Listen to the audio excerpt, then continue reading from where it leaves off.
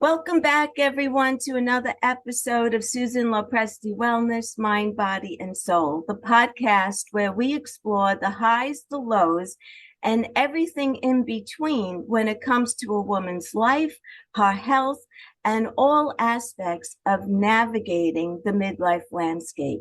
I'm your host, Susan Lopresti, and today I'm super excited about my guest that I have. Her name is Rita Desnoyers Garcia. And I just want to tell you a little bit about Rita because I absolutely love what she's doing. And I wish she was around or I knew her 30 years ago when I was struggling with what she's helping women to do today. So Rita has been helping women reach their true potential for over 30 years. After a long career as a social worker in New York City, while raising her family, she had a spiritual transformation.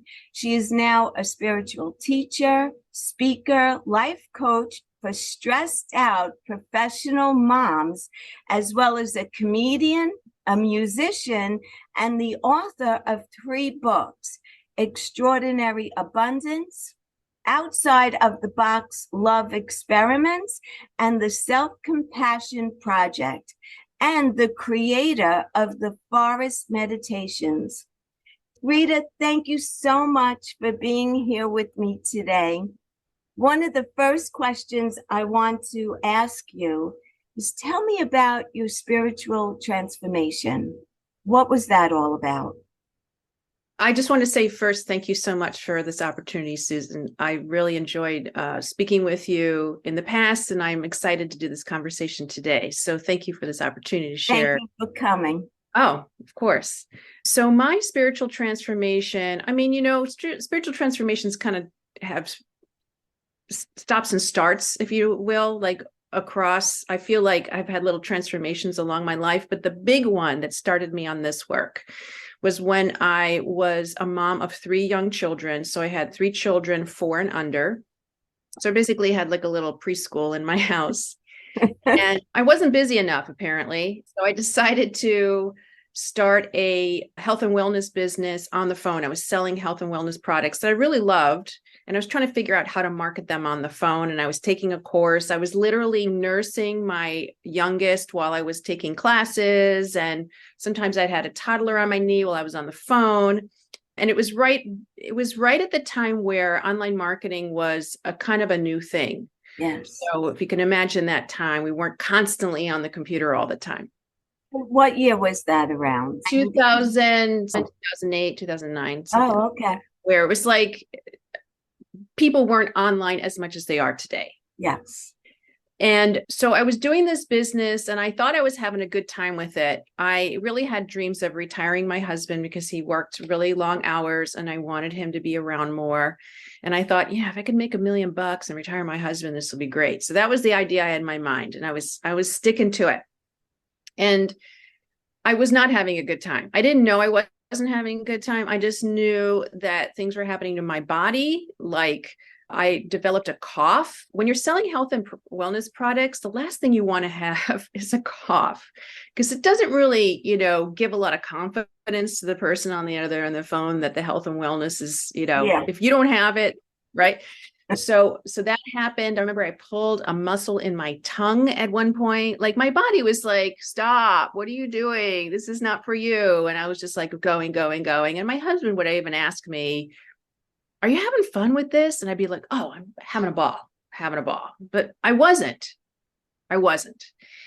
And one day I was on a conference call with some other people who were doing the same thing, and they were providing me with a lead list. And they said to the team, guys, if you don't start closing people, we're going to have to take these leads away. Like we can't give you leads that you're not using correctly.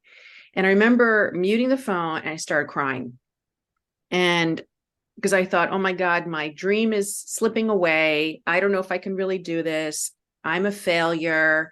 And then all of this failure stuff came into the forefront. Like I couldn't bat it away anymore. That belief, you're not good enough, you're a failure. And then of course I started seeing my kids crying because I didn't have a babysitter. So they were like crying because I'm crying. We all cried that afternoon. Right. And I literally hit bottom. Like I was sitting on the floor crying, sobbing, feeling like a horrible, horrible person, right? And a failure. I think every woman has had those moments where they just feel like, right? Yeah. You're a failure, you're a screw up. I don't know if I can swear on this podcast, but go right ahead. Like it's a shit show and I fucked up, basically. Yeah. Right? And thank God that happened. That's all I have to say. I'm so grateful for that moment, even though it sucked and it felt horrible. What happened in that moment after I stopped crying was I realized I really needed help. And my help came in the form of a beautiful man named Chris Saris, who was a protege coach of this guy, Ray Dodd, who does all belief work. And he is a protege of Don Miguel Ruiz. I don't know if you know him. Yes. He wrote the Four Agreements. Yeah. So in that lineage. Oh. And the spiritual transformation really happened when I had my first phone call with him. It was sort of like a consultation phone call, right? And I had to like cancel the first one because I screwed up. Like it was classic, like totally overwhelmed, stressed out mom, right? So he finally got me on the phone. I finally was like, okay, I'm going to do this. And he asked me a question, which really was the big eye opener for me, which was, right now, Rita, can you just have some kindness and some gentleness with yourself? Can you be kind and gentle with yourself at this moment? And I thought, what? Really? Yeah. What's the point of that? Where's that going to get me? Right. It was like a brand new concept. Now, I am sure, just to give people credit where credit's due, I'm sure people had suggested that to me before. But, you know, timing is everything. And yes. I probably just dismissed it like you're a kook, whatever. But at that moment, I was vulnerable and desperate enough to take in this information, which I think is some of the best times to get help is when you're desperate enough to be open to different kinds of things. Yes. And so I was like, all right, dude, I'll do it. And I went into this space within myself where I was just giving myself kindness and gentleness. And of course, I started sobbing. Why? Because it was such a relief to stop beating myself up, that I could just for that 30 seconds or a minute, just feel gentle kindness with myself. And that for me was a huge transformation. I was just like, this is important. Pay attention. Who knew this was going to happen today? You know, it's like one of those days, like, I didn't know we were going here today. Right. And I felt this sense of peace. I was no longer a terrible person or a terrible mom or a terrible wife or a terrible businesswoman. I was just being kind and gentle with myself as a human being. And I thought, wow, I got to hire this guy. He's got some good stuff going on here. We're good. This is good. And in that moment, I realized that was significant. I need to pay attention to it. And that really was the seed that grew into what I do now, which is all about self-compassion. It always starts with self-compassion with every client that I work with and myself. It's always the starting point, because if you don't have self-compassion, you have no room to make change. You have no room to just be kind and gentle with yourself so that you can see there's bigger things out there, or opportunities or gifts or abilities and capabilities that you didn't even know you had, or messages, right? It's sort of like when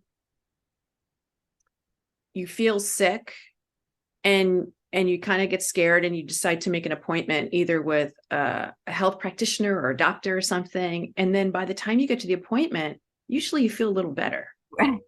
Right? Have you ever had that experience where you're just toothache, having a toothache and going to the dentist and it's not there? And you're like, what? That's what self-compassion is. It's a way to shift. It's a shifting of energy from the criticism and what I call emotional dogpiling on yourself and the guilt and all that stuff into, okay, there's hope. There's an opening here. There's a possibility here. And sometimes that's all you need to feel better, like Yes. go forward. Or sometimes the situation actually just works itself out because you've done that. So I realized that was a big part of my transformation, was discovering through that question how powerful self-compassion is and why it's not like a luxury item that women need. It's like, this is your foundation. This is not like an add-on. This is where you start. Everything good comes from that. Does that make sense? Yes. And like I said, where were you when I needed you 30 years ago? Because I was working in corporate America when I had my daughter. And like you, I was introduced to a company with wellness products, and I thought that I was going to, like you, be able to quit my corporate job, stay home. I was going to make so much money because everyone was telling me how much money they were making. And I had this big dream, and I worked it for a couple of years. And I would enroll two people, three would drop out. Right. It was always that. And I was always behind. And I'm still a customer of that company. I still use their products. Yeah, me But too. I, at one point, said, it's just not working for me. I don't have what it takes to be that successful person. I don't know what they have that I didn't have, but I just couldn't make it work. And I was depressed for a while because I had to let go of that dream. Yeah. And, through my whole entire career as being a working mom, I was never compassionate to myself. Never. I was always beating myself up. Yeah. I'm not a good mom because I'm out of the house 12 hours a day, and the guilt. And so your work is so needed. And that's why when we first connected, I was like, I need to have you on my podcast because your message is so valuable. Now, who's your client and what is it that you help them to achieve? Sure. Yeah. Right. Because it's like, fine to just say self-compassion is like, okay, how does that concretize that for me? Right. So my ideal client is somewhere between 35 and 55. She's got some children. Sometimes they're grown children. Sometimes they're grown and at home, or they're launched, or so the age of the children is not as, I have a whole variety on that. But the issues are usually the same. Trying to control everything, trying to please everyone, sometimes feeling like there are always hidden dangers that they have to guard against, sometimes feeling like the world is against them. A lot of them are very high achieving. So they've used this, the droning on of be hard on yourself, criticize yourself, as their way to achieve, but the achievements are never enough, right? It's like a momentary, like, I made it, but I got to do this now. So there's never that inner satisfaction. So there's two things going on. You never get there. So it's always, I'll be happy when. And then it's the using of all this self-criticism, beating yourself up, or feeling fearful and that everything is dangerous, that you think is going to protect you, right? And really what I learned was all of that's kind of BS. Like, yeah, it gives you, it's like a bad boyfriend, if you will. Like, yeah, he gives you this and that, but overall there's more bad than good. He doesn't really come through. And I love men, just by the way. This is not a dig on men. It's just like an analogy that a lot of women can, it's like your contractor who says, yeah, we can do that. And then he doesn't show up for 3 weeks, right? It's like, it's not a strategy that works. Maybe it worked in your childhood. Maybe it got you through your childhood, but time to upgrade your strategies. And that's when I bring in the self-compassion. Like, what if instead of like beating yourself up about being a terrible parent, you were actually having compassion for yourself and then saw what opportunities arise when you actually feel good about yourself and you love yourself? How would that affect your parenting? Probably make you a better parent. Although all these sabotaging strategies would tell you things like, and I said it to myself, well, if I'm so like loving to myself, I'm going to end up on the couch with bonbons and curlers in my hair. My kids are going to be running around with BB guns. Like, it's going to be horrendous. Right. Yeah. My coach would challenge me and say, well, have you been loving to yourself lately? Do you really know that for a fact? Why don't you try it out? And he would challenge me, and then I would do it. And I go, oh my gosh, I'm not just sitting around watching Oprah eating bonbons all day. I'm actually having fun with my kids, or I'm actually appreciating them, or I'm actually having more compassion for them. And then I can connect with them better. I'm feeling better about myself. So I'm not looking for all the nitpicky stuff, right? Like a lot of the stuff, they say, don't sweat the small stuff, and it's all small stuff. You start to see it is all small stuff, right? But all those saboteuring old strategies will tell you this is really important and you have to do something about it, and the world's going to end. And so you're always in that stressed, hyper state of being. So I help to answer your question. What I really help professional moms do is to calm their system so that they can see they can make better decisions. They have more capabilities than they thought, and they have more resources. Because that's another thing that happens when you are not very compassionate with yourself and you're super stressed out. You don't even realize you have resources. You think you're the only one, or your resources suck. What kind of resources? Like maybe there's a neighbor that could watch your kids for an hour. Some of the resources are going to cost money, some are not. Right. Or maybe there's a way you can reconfigure your schedule so that you're not doing the most stressful things when you're at your worst. That's an inner resource. The knowledge that you can actually create a schedule where your energy level and what you're doing are matched, so that you're not setting yourself up for frustration, right, or for over busyness. Or another resource is, how about, a friend or a mate or someone who owes you something can fix that or reach that or move that or take your kids somewhere. Right. Or take that shift. A lot of stressed out women don't rely on other people because they've been burned. And so they become like, it's just me against the world, versus I have all these resources at my availability, but I have to trust a little bit. And if you're a perfectionist, this is a big one, they may do it different than you, and that's okay.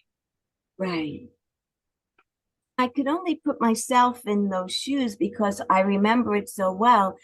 I was always so focused on everything that I couldn't do. I can't take my daughter to the park. I can't be there for events at school, and I had to pick and choose. And I never gave myself the opportunity to think about, well, what can I do? Because I was always so focused on everything that I wasn't able to do. Yes. And I focused on all of that. And it just always made me feel bad about myself, like I'm a terrible mom. And back in 1993, back then in corporate America, there weren't many working women that had children. A lot of women gave birth and said they were coming back to work, but they never did. Yep. So I didn't have a camaraderie of women at work that we could commiserate and talk and share stories and frustrations. Yeah. I was like an outcast because I was a working mom. And a lot of times, if I had to go to a school meeting, I would, let's say, go to work late, but I would walk into the auditorium to the meeting, and I was dressed as a corporate executive. And the moms there were like looking, oh, she's a working mom. I never was able to connect. Like there was this segregation. Yes. Almost, I don't know if they looked down on me or it was my perception of them because of my guilt, I guess. But I never had compassion for myself about any of it. Yeah. And if you're always in the negative, you can't possibly see the positive sides or what you can do. So Yes. that's why I feel like your work is so needed. It really is, because as I was continuing on my career and my daughter was getting older and less reliant on me, now there were women coming into the company who were working moms. And I saw how stressed out they were. And we could talk about it. And sometimes I'd say, yeah, it flies by. Like you'll see, it's going to get easier and things like that. But I never had anyone that was telling me that. I was like the pioneer I was of, just going to say you're the pioneer. Yeah. Which yeah, is, kind of sucks for you, but you can turn it into the gift that you share with other moms, which is, yeah, I know I was there. yes. I know what that's like. Yes. So I was a friend to a lot of these working moms, and they would come to me for advice like, I don't know what to do. My son has a very important meeting I need to go to. And I would tell them all the time, do what you have to, because I used to struggle. Should I go? No, they're going to get mad at me at work. And Right. no, because at the end of the day, go to the meeting, go make time for your kids. Yeah, so that's why I said, where were you when I needed you back It then? was a different time, I would say maybe it just had to be the way it was for you. Yes. It Sometimes, was it was tough, yeah. but you know what, Rita? At the end of the day, I always felt like I wasn't there for my daughter, but she's Mm. 30 years old now. We are so tight. And not only that, I think that her growing up, watching me juggle so many different things and having a strong work ethic, because I had a very strong work ethic, plus I had a very strong family ethic. Like she and my husband at the time, that they were my world and my work. So I had those two worlds, and I was always trying to juggle both of them. But I think it gave her some kind of strong foundation, because she also has a very strong work ethic. And so I think at the end of the day, she looked up to me for everything that I was able to juggle and be successful at, even though at the time I never thought I was a successful mom, because I always felt like, look at all the other moms. They could take their kids to all these programs. I couldn't. I had no time for that. Plus the fact I didn't have any money to pay people to do it for Yep. me, which Yeah. was also like another um, feeling of lack of worth on my part. Yeah. Now, but when you look back on all that, do you go, wow, I got through that. I raised my kids and I worked and you were doing 2.5 jobs for years. Yes. Well, when I look back on it now, I think about all of the wasted energy that I, you know, focused on all of the negative aspects. And it was a lot of wasted energy and a lot of being down on myself and feeling bad about myself. And my daughter struggled in school a little bit. She wasn't so great in math, and I had to hire a tutor to help her. And I would feel like, well, if I had more time, I could sit and help her. So I was always down on myself. Yeah. But in retrospect, looking back, I think that I was an excellent example for my daughter to say, look how strong my mom is. She's able to work and have a job and be successful there. And she raised me, and we have a wonderful relationship. So clearly I A did lot. something right. Yeah. Yeah. I mean, so that's the harvest time, is to have that Yes. relationship and to be able to share those struggles and normalize that sometimes life is going to give you really hard choices and you do the best you can. And you have a PhD in beating yourself up, right? So you can Yes. say, look, I'm an expert in that. It doesn't work very well.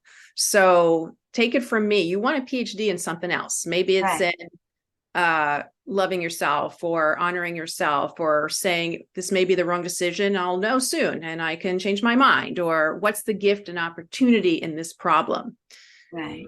But that's why I felt like when we met and you told me what you do, I was like, I really need to have you on this podcast because I'm sure there's women that are listening right now that are struggling with this exact thing because I don't think it changes.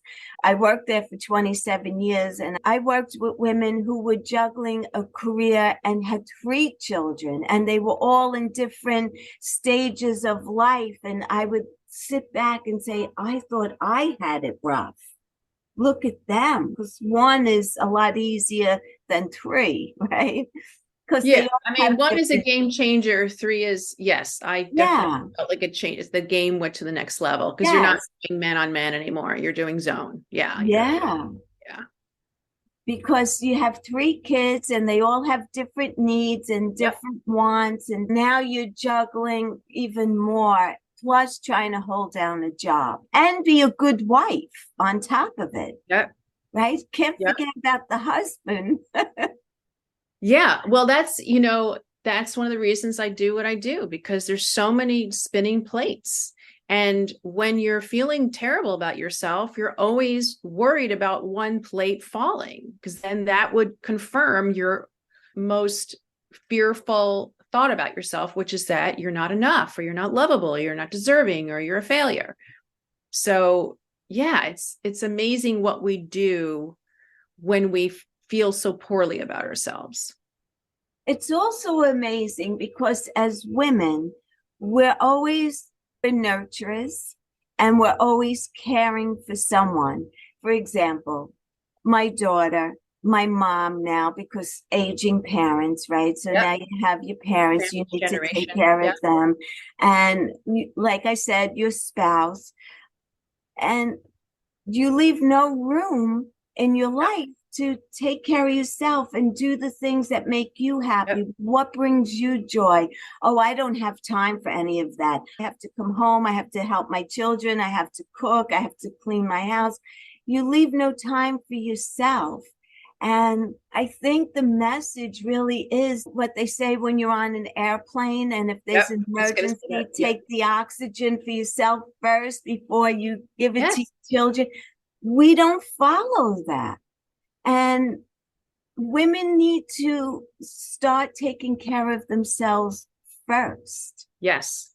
so that then they could take care of everyone else without resentment, because at times you start resenting the people that you're Of course. taking care of Of because course.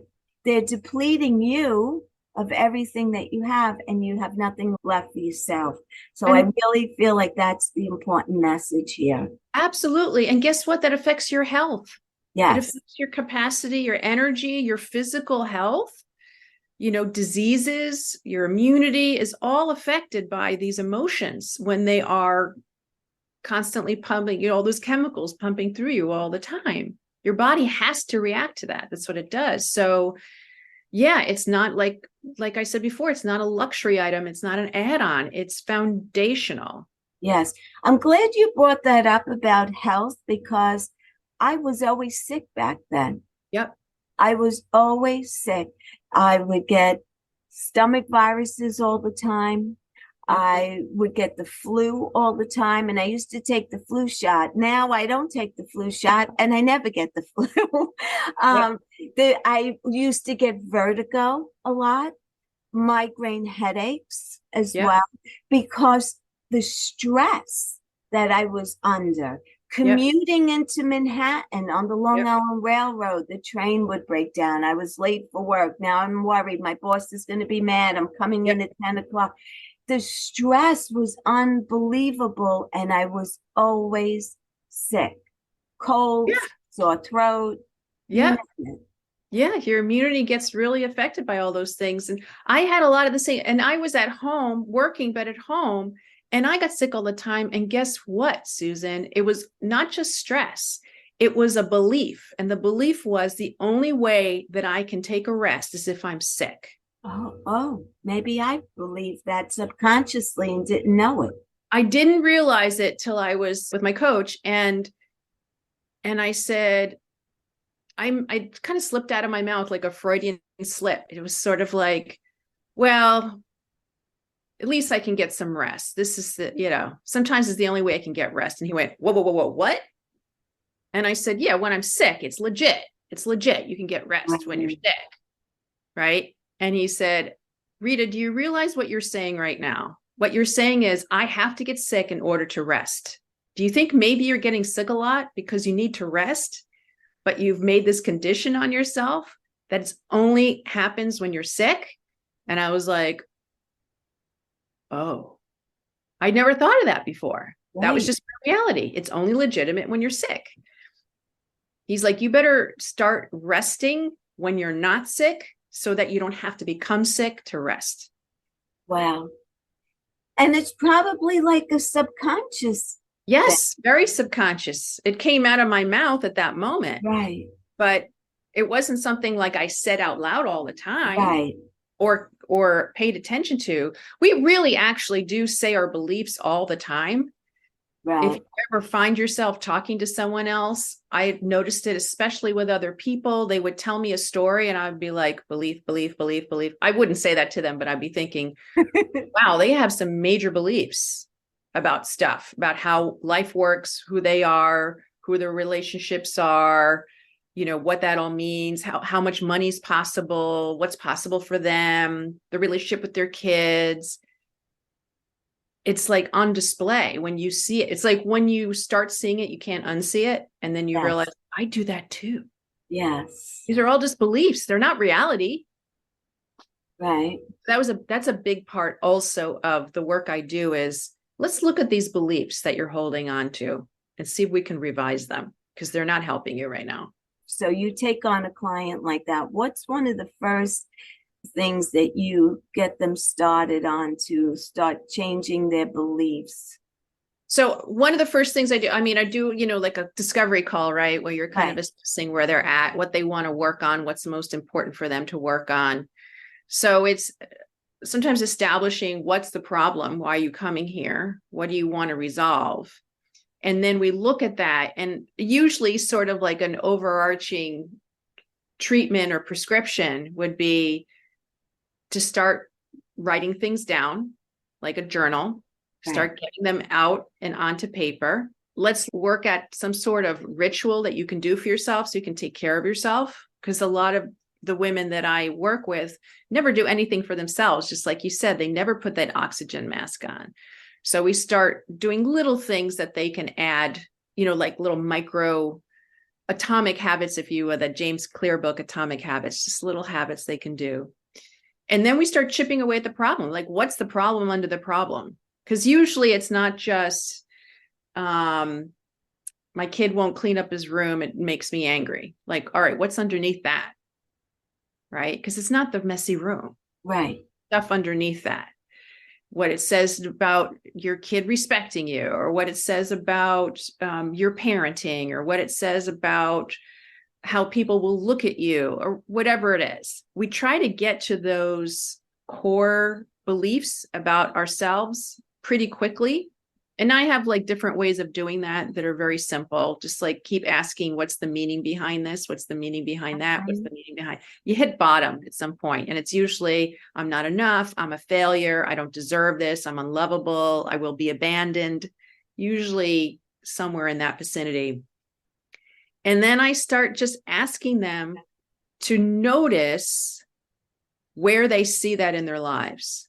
Like, oh, that's more of I'm not enough. Oh, that's more of I'm not enough. So just noticing. It's sort of like when you start a new nutritional program, it's not just necessarily changing everything in your diet. It's let's look at what you're actually eating.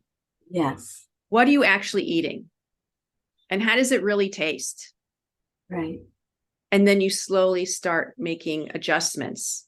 Because if you just change everything overnight, it's not going to work very well. And then the person gets discouraged, and then this doesn't work. And then before you know it, they're not calling you back, and nothing's going anywhere. Right. So it's little changes over time. But if you can start noticing is a lot. Because when you start noticing, like, I can't get rest unless I'm sick, that's a huge revelation. Holy Yes. crow, I'm leading my life in that way where I set myself to get sick all the time just so I can rest. So it's noticing the emotions, noticing the beliefs that support the emotions. And then we do different strategies. There's lots of different strategies of emotional release.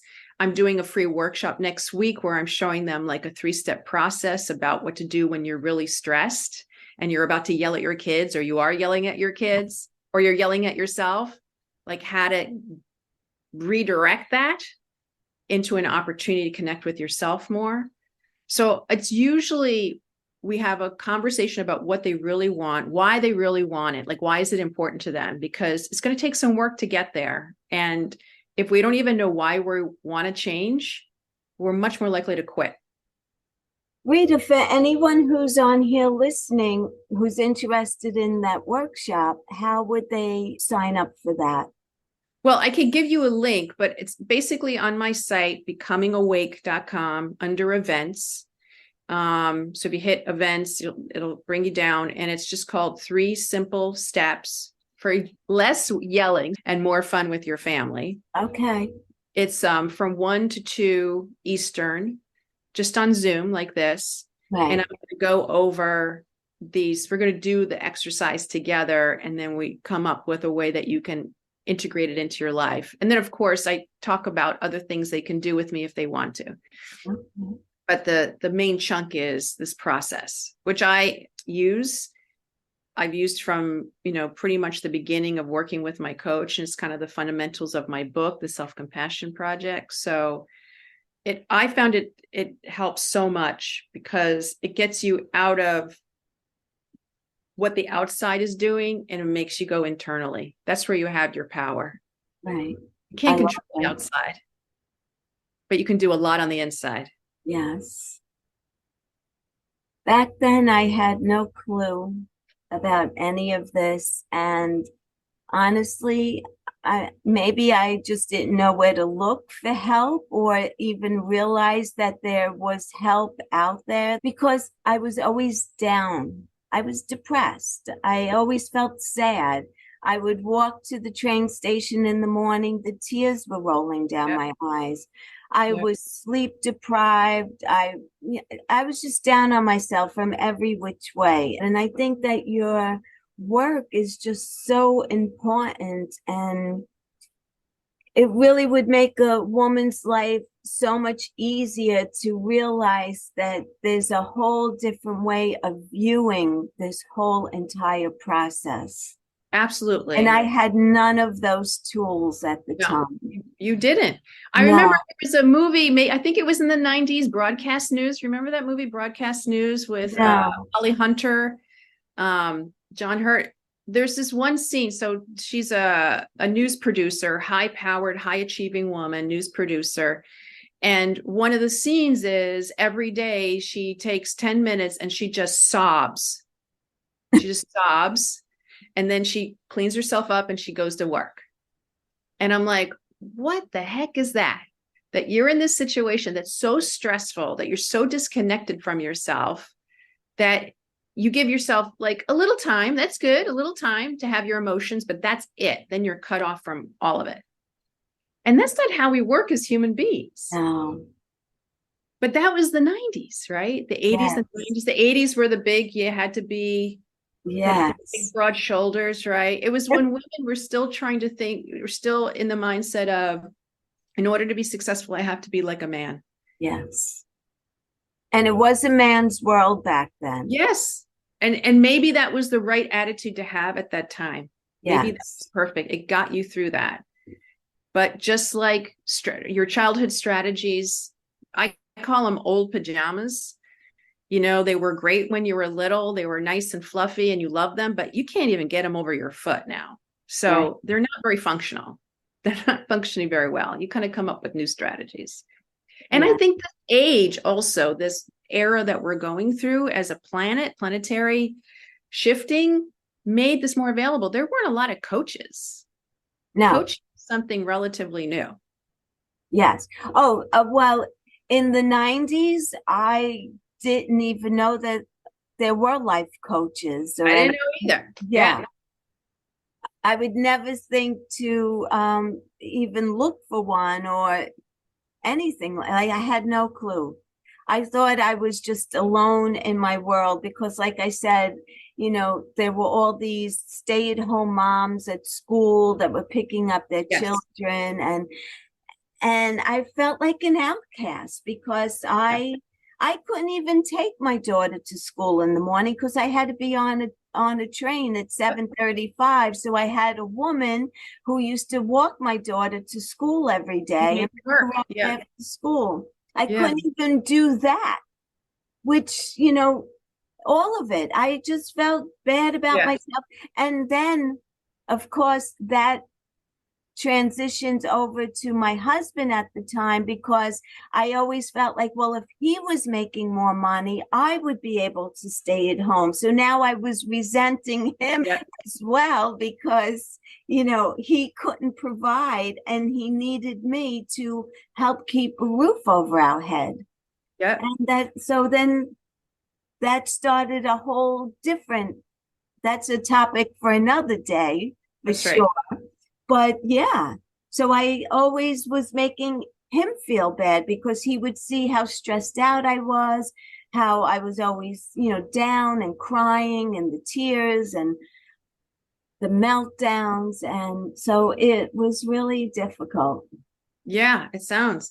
And the other thing I just want to bring into this equation is that as much as you felt like you were the outsider and maybe the other moms were looking at you sideways, I'm sure there were moms in that crowd that went in their own head, wow, she works. I Yeah. want to work.